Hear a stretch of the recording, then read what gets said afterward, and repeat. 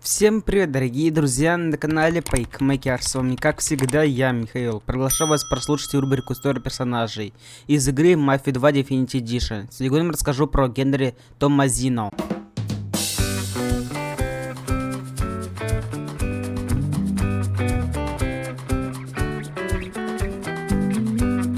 Генри Томазино, один из ключевых персонажей игры Mafia 2 Definitive Edition, солдат семьи Климента, затем семьи Фалькона.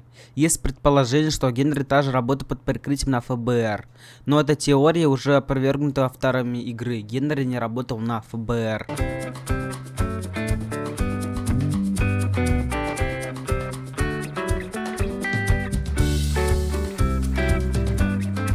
Генри Томазино родился на острове Сицилия 7 июля 1911 года в семье сицилийского мафиози Сильвио Томазино и его жены Элеоноры. Помимо Генри, в их большой итальянской семье было еще 6 сыновей.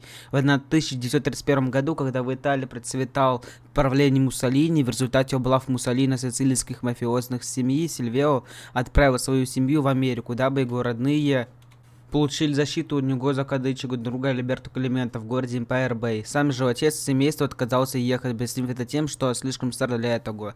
В итоге бойцы Муссолини арестовали его, и он умер в тюрьме. Генри Томазино был принят в семью Клименте и стал полноценным гангстером, а вскоре в 1940-х он знакомится с новичком в этом деле Джо Барбара, с которым впоследствии его связывают крепкие дружеские узы. Зимой 1945 года Джо знакомится Генри со своим другом Вито Скалетто, и повинув Вито перед этим помнит серьезных ребят, которые мы пацанами видели. У нас стрелок одним из них, его зовут Генри Томазино. Сразу же после знакомства с Генри дает Вито задание по краже талонов на бензин из офиса по регулировке цен. Вито успешно справляется с делом, но Генри с прискорбием узнает, что срок талонов истекает после полуночи. Тогда он поручает Скалетто быстро завести все талоны по заправкам, пока часы не скоро 12.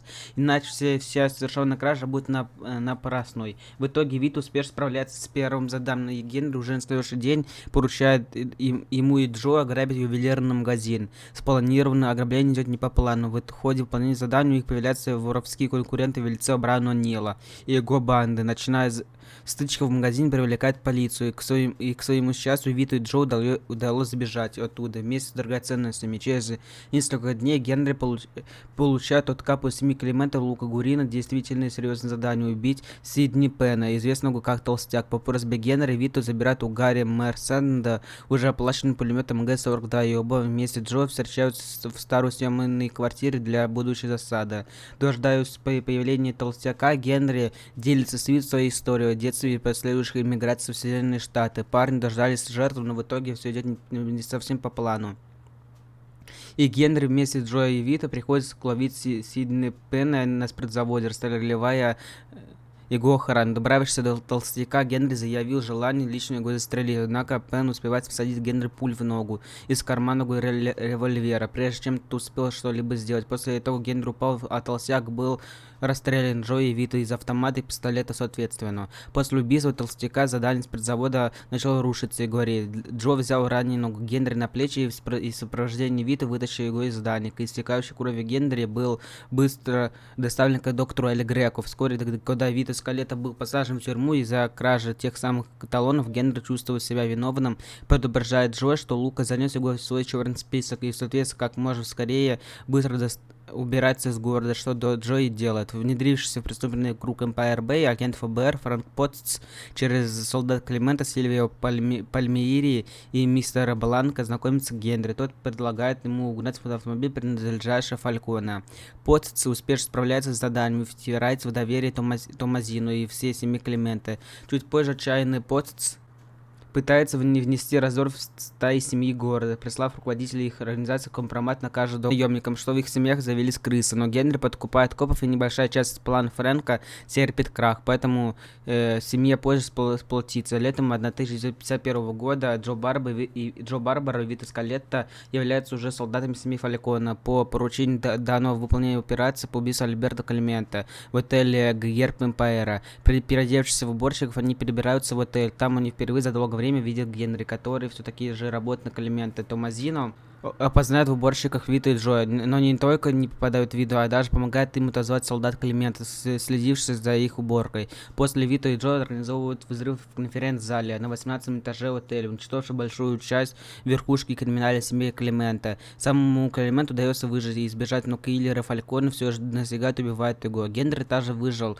успев ранее уехать из отеля, однако после заварушки в самом отеле и краха клана Климента, отчаявшийся Генри, хотел даже покинуть город, но начал размышлять о вступлении в себе Фалькона. Утром 27 июля Генри приезжает к дому Вита и предлагает ему поехать в Мальтийский Сокол. По пути Генри рассказывает, что познал Виту и Джо в отеле и упоминает про убийство Марти. Кроме того, Генри намекает, что хочет присоединиться к семье Фалькона. Скалета без раздумий соглашается, поручиться за него. После знакомства с Эдди Скарпо он спрашивает у Генри, что ему известно о планах семьи Винчи. И тот рассказывает, что Фрэнк Винчи был оповещен о том, что Карл Фальконе нарушает правила, установленные комиссией, и занимается торговлей наркотиками. Тогда Эдди решает устранить Винчи и его помощников, и для проверки верности он поручает Генри убить верного компаньона и консильери Винчи, Лео Галанта. Так Генри сможет заработать свое место в семье Фалькона. Вито, дабы спасти своего друга Лео от гибели, приезжает к Галанта и помогает ему сбежать. В случае, если Генри поймет беглецов, то он договорится с Лео, отпустив его Виту, а люди Фалькона соврет, что он убил Галанта. Даже несмотря на то, что Генри не смог выполнить заказ, его все равно принимают в семье Фалькона. В сентябре, немного закрепившись в семье Генри, предлагает Вита и Джо запретное на прибыльное дело по перепродаже наркотиков. Очарованным возможностью наживы, они на свой страх и риск решаются на это дело. Для начала Генри занимает деньги у ростовщика Бруно Левина, пообещав, что он вернет долг с процентами. К концу следующей недели с деньгами ребята приезжают в китайский квартал и покупают у влиятельного члена отряд Ши Ювона 10 килограммов героина. Как только героин выходит во двор рыбного завода, где приходила сделка, они попадают в засаду ряженых полицейских, но троице удается расправиться с ними и быстро покинуть завод. Теперь Генри, Джо и Вита начали заниматься наркоторговлей. Продали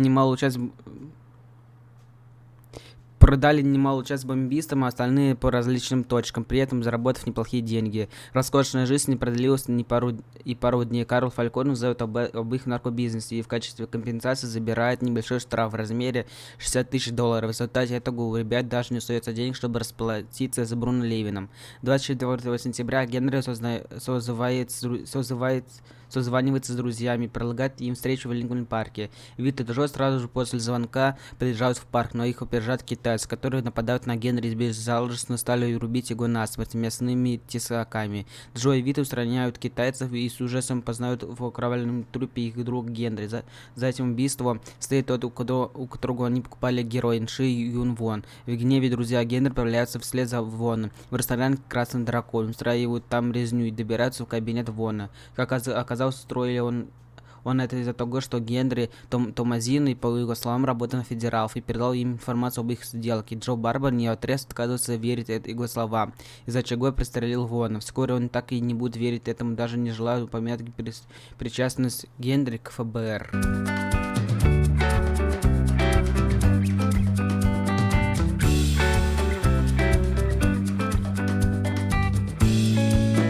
Отряду, который убил Генри, оправдывает это тем, что Генри работал на правительство. Это странное заявление, так как Фрэнк Потц, который действительно работал на ФБР, не указывает ничего такого в своих документах о Генри, что он сам или кто-то из ФБР сотрудничает с ними. Тем не менее, когда Фрэнки попадает в беду и просит начальства помощи, он говорит, что есть кто-то за его спиной, кто может помочь ему, но его имя не раскрывается. Кроме того, Лео Галант позже уверяет Вито в том, что Генри был крысой. Об этом поминает и Карл Фальконе, ругая Вито за то, что он тот привел к крысу в его дом. А если вы хотите узнать о разных раздачах на разных площадках, или вот на приложении iOS и других разные промокоды, разные игры, разные площадки, разные халява, то присоединяйтесь к моей группе «Ну просто халявы». Ссылочка находится в описании данного видеоролика.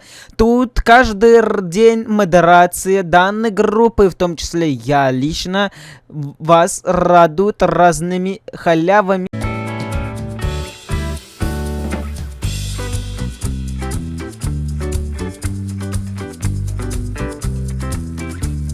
Генри не любит говорить о своей личной жизни. Судя по докладу Фрэнка Потца, он поддерживает тесные связи с высокопоставленными членами мафии Гордон Пайер-Бэй. Он замкнут, сдержанный и малообщительный. У него мало друзей, а единственной его мотивацией является чувство гордости. Генри очень хорошо осведомлен о различных преступных организациях в Пайер-Бэй. Генри сильно отличается от большинства других бандитов, будучи спокойным, приличным и изысканным. Он не грубый и не имеет каких-либо выраженных пороков, которые имеют другие, например, Эдди Скарпа с алкогольной зависимостью или Джо Барба, являющийся бабником. Он человек старой школы или человек чести, как говорят о таких. Несмотря на это, любит посещать стриптиз-клубы, кошки дом, если быть точным, в Пайер-Бэй. Генри также является образцом для подражания для Вита и Джо, от своего рода их наставником или скорее старшим брат, который помогает им подняться по криминальной лестнице. В отличной чертой Генри является его умение ввести дела с людьми без пыли и грязи путем эксплуатации третьих лиц. Благодаря этому Генри никогда не привлекается к уголовной ответственности, поскольку органы постоянно не хватало обвинений в его сторону. Генри, как ни странно, можно назвать несчастливым талантлиманом для Вита Джоа и даже для самого себя. Тому есть немало причин. За поручение Генри для Вита, связанное с Сталлоне, Скалету, сажают в тюрьму на 10 лет, из которых он отсидел 6. Убийство Сидни Пена получилось для Генри ранением в ногу. Если бы убить толстяк удалось во время, ничего бы такого не произошло. До встречи с Генри спустя 6 лет ничего серьезного не снова связываешься с Томазино. Вита ссорится с сестрой, теряет виллу и все имущество, включая деньги. Последнее дело, которое организовал Генри, рушится в пух и прах. Самого Генри жестоко убивают, а Вита и Джо остаются в огромных долгах.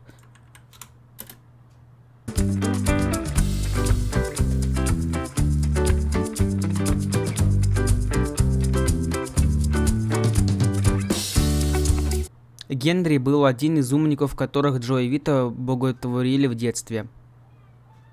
Он часто посещает бар Фредди, который является центром деятельности семьи Клемента. Согласно файлам Фрэнка Потца, у него есть несколько адресов, но сам он живет в отеле Empire Arms. Его рост 6 футов 0 дюймов 1,82 метра, а вес 175 фунтов 79 килограмм. Он ходит в церковь каждое воскресенье, что говорит о том, что он обожжен католик. Генри может быть дальним родственником Фрэнка Винчи, поскольку девичья фамилия матери Винчи Томазино. Его 13 контракт заключается в убийстве толстяк. Он считает, что именно по этой причине в его стреляли, поскольку число 13 ассоциируется с невезением. По совпадению его смерть происходила в главе 13. В одном новостном сообщении после его смерти говорится, что он был предпринимателем, испытывающим трудности. В другом утверждает, что он интересовался утилизацией отходов и строительством. В Mafia 2 Mobile Генри работал на семи Falcon с 1938 года, хотя в Mafia 2 Definitive Edition он начал работать на них только в 1951 году. Он доставил много неприятностей и Вита, и Джо. Вита попал в тюрьму, потому что Генри заставил Вита продавать талоны на бензин до истечения срока их действия. Он послал Вита и Джо грабить магазин Карат Черни. В итоге работа пошла наперекосяк, но им удалось сбежать.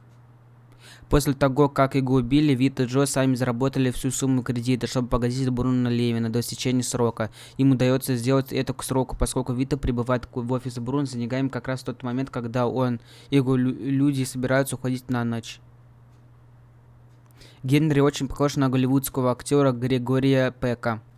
В новостях по радио утверждают, что Генри занимался контролем над упаковкой мяса. Вполне вероятно, что Генри был ответственным за хозяйственную деятельность на скотобойне Клемента. По иронии судьбы, он уходит в церковь каждое воскресенье, считая, что является набожным католиком, и по этой же причине он спокойно и сразу же отвечает Бруно, как стих тот зачитал. Также по иронии, день рождения Генри 17 июля, Всемирный день международного уголовного правосудия. Генри является одним из символов Mafia 2 Definitive Edition, наряду с Вито, Джо и Эдди Ди. Генри очень схож с Сэмом, он также скромный, замкнутый, сдержанный и малообщительный, а единственная их мотивация является верность семье. Генри высказываются мысли схожи с мыслями Сэма, также их убили в одном и том же возрасте. Генри родился в 1911 году, в этом же году был создан культ М1911. В «Приключении Джо» в русской версии его озвучивал другой человек. На момент начала Mafia Definitive Edition встречи Томми Анджело с Норманом Генри был примерно того же возраста, что и Вито в конце Mafia 2 Definitive Edition. В трейлере рождественской исповеди показывают, что у него есть Лассет Сириус 69, но возможно он предложит не ему, а Эдди Ди. У всех его братьев итальянские имена, а у самого Генри британское, ангел, что необычно. Возможно, как многие итальянские иммигранты в Америке, он взял от себя американское имя, не и для друзей он просто Генри, и вероятно, его настоящее имя Энрико или Гуэрино. Он носит галстук с узлом Виндзор. Можно не заметить, но Генри носит 3 рубашки под своим пиджаком. Желтую — враг государства, закон Мерфи в начале главы циркулярка и дары моря. Белую, когда Вито и Джо и Генри приехал на квартиру в главе циркулярка. Свидетель, заморозкой памяти и наш друг. И красное обслуживание в номерах, явление дракона и некоторых арты и трейлеры. Очень похож на Уильяма Картера из компьютерной игры. В оригинальной игре Генри брюнет, а вот в Mafia 2 Mobile у него каштановый цвет волос. В семейном древе, составленной разработчиком Mafia 3, Генри принадлежит к семье Фалькон, но не указано, что ранее он принадлежал к семье Клементе.